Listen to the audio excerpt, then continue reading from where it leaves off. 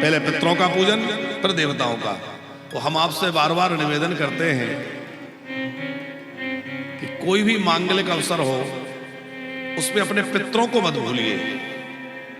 आज हम जो कुछ भी हैं किसके वजह से हैं? हमारे पितरों ने बड़ी तपस्या करी, परिश्रम किया, और आज हम जो कुछ भी हैं अपने पितरों के आशीर्वाद के फलस्वरूप हैं। और मंगल अवसरों पर जब हम उनको भूल जाते हैं तो उनको पीड़ा होती है, क्योंकि वह भी आशा लेकर आते हैं, प्रसन्न होकर आते हैं, उम्मीद में भरकर आते हैं कि देखो हमारे वंश में ऐसा हो रहा है, कोई मंगल उत्सव आया है। तो मांगलिक क्षण में अपने पितरों का कभी भी विस्मरण नहीं करना चाहिए, नहीं तो उन पितरों की वह उदासी ही हमारा दुर्भाग्य कई बार बन जाती है। पूजयामास विधिवत पितृदेवार्चनम तथा।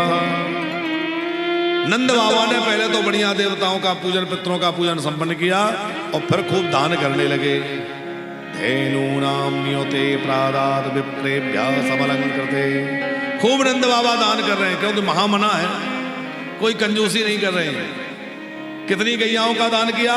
बोले 2 लाख गायों को नक्सिक श्रृंगार करके गले में घंटी बांध दी, पैरों में घुंघरू बांध दिए, पैरों में चांदी मड़वा दी, सींगों में स्वर्ण, रंग बिरंगी गायों को रंग रखा है, उनके ऊपर बड़े सुंदर कपड़े उड़ा रखे हैं, और उन गैयाओं का दान नंद बाबा कर रहे हैं। धेनूनां नियते प्रादाद विप्रेभ्यः समलंकृते।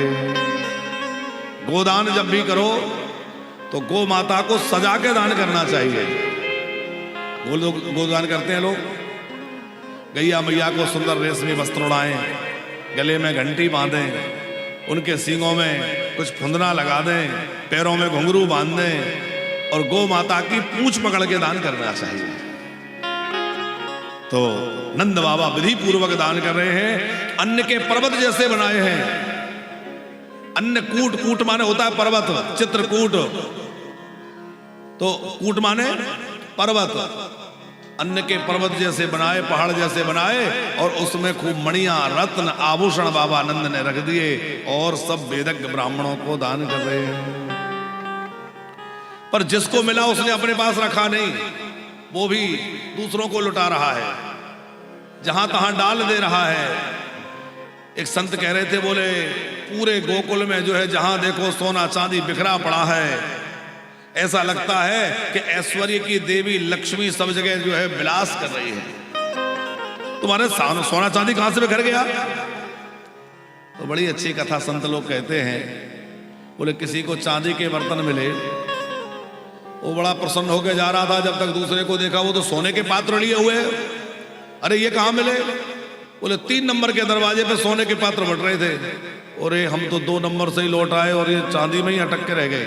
तो उसने चांदी के तो वहीं डाले, सोना लेने भागा, और जैसे ही सोने के बर्तन लेके आया, खुश हो रहा था, तब तक देखा दूसरा हीरे के हार, जड़ाऊं, बढ़िया सुंदर सुंदर आभूषण।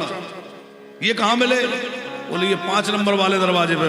अरे बोले हम तो 3 में सोना लेके ही अटक गए, तो उसने वो वहीं फेंक दिया और मणियां लेने दौड़।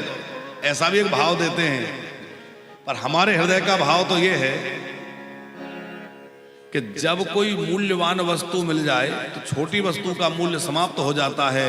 तो सोना चांदी हीरा मोती नहीं डूंगर सिंह जी, बल्कि ब्रजवासियों को जो है नीलमणि श्री कृष्ण मिल गए हैं, और अब किसी और धन की परवाह कहां है।